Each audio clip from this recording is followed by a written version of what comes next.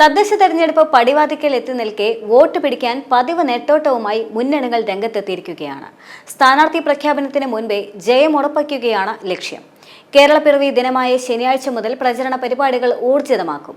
മുഖ്യമന്ത്രി പിണറായി വിജയന്റെ കഴിഞ്ഞ ദിവസത്തെ ക്ഷേമ പ്രഖ്യാപനമാണ് LDFന്റെ പ്രധാന പ്രചരണ ആയുധം. ക്ഷേമ പെൻഷൻ 1600 രൂപയിൽ നിന്നും 2000 രൂപയായി വർദ്ധിപ്പിച്ചതിലൂടെ സാധാരണക്കാരായ ആളുകളെല്ലാം തങ്ങൾക്കൊപ്പം നിൽക്കുമെന്നാണ് അവരുടെ കണക്കുകൂട്ടൽ.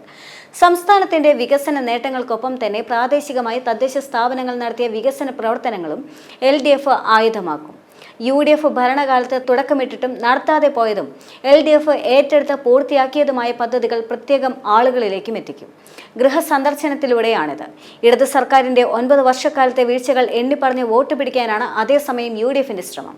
ഇതിന്റെ ഭാഗമായി കുറ്റപത്രം തയ്യാറാക്കലും പദയാത്രയുമായി അവർ നീങ്ങുകയുമാണ്. LDF ഭരിക്കുന്ന നഗരസഭകൾ കേന്ദ്രീകരിച്ചുകൊണ്ടാണ് പ്രധാനമായും കുറ്റപത്രം തയ്യാറാക്കിക്കൊണ്ട് ജനങ്ങളിലേക്ക് എത്തിക്കുക. ആലപ്പുഴ നഗരസഭയിലെ കുറ്റപത്രം ഞായറാഴ്ച പ്രസിദ്ധീകരിക്കും. AICC ജനറൽ സെക്രട്ടറി KC വേണുഗോപാലാണ് ഉദ്ഘാടനം ചെയ്യുന്നത്.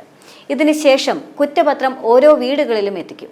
പഞ്ചായത്തുകളിൽ പദയാത്രയിലൂടെയാണ് ഇടത് വീഴ്ചകൾ ചൂണ്ടിക്കാണിക്കുക. വാഹന പ്രചരണ ജാഥയും ഉണ്ടാകും. വിശ്വാസ സംരക്ഷണവുമായി ബന്ധപ്പെട്ട ആരോപണ പ്രത്യാരോപണങ്ങളും വിലക്കയറ്റവും എല്ലാം തന്നെ 3 മുന്നണികളുടെയും പ്രചരണായുധമാകും.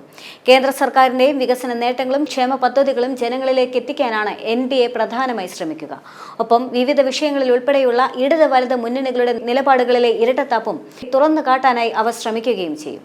PM ശ്രീ ഉൾപ്പെടെയുള്ളവ ആയുധമാക്കും. സ്ഥാനാർത്ഥി നിർണയ ചർച്ചകളും 3 മുന്നണികളിലും നടക്കുന്നുണ്ട്. ചിലയിടങ്ങളിൽ ഇപ്പോൾ തന്നെ മത്സരിപ്പിക്കേണ്ടവരെ നിശ്ചയിച്ചു കഴിഞ്ഞു. ഇനി ഔദ്യോഗിക തീരുമാനം മാത്രമേ വരാനുള്ളൂ. ചിലയിടങ്ങളിൽ 3ഉം 4ഉം പേർ മത്സരത്തിന് തയ്യാറായി രംഗത്തുമുണ്ട്. ഓരോരുത്തരുമായി നേതാക്കൾ ചർച്ച നടത്തി കഴിവതും തർക്കങ്ങളില്ലാത്ത സ്ഥാനാർത്ഥി നിർണയം പൂർത്തിയാക്കുകയാണ് പാർട്ടികളുടെ ഇപ്പോഴത്തെ ലക്ഷ്യം.